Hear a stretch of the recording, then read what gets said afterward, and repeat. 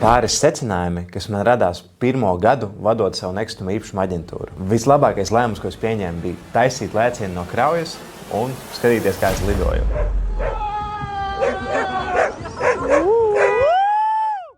Jeb vienkāršajā valodā pirmos 2 gadus pilnībā pašam vairs neko nepārdot un apņemties tikai būvēt biznesu. Un, protams, tas bija diezgan liels ienākumu samazinājums, kas ir tāds ego sitiens, jo diezgan bieži labs aģents pelna tieši tikpat daudz, cik 5-7 cilvēku un mazā nekustamo īpašumu aģentūra. Taču šodien ir 24. gada puse, un es jau jūtu rezultātus tam ziedojumam, jo ir mazā aģentu rotācija.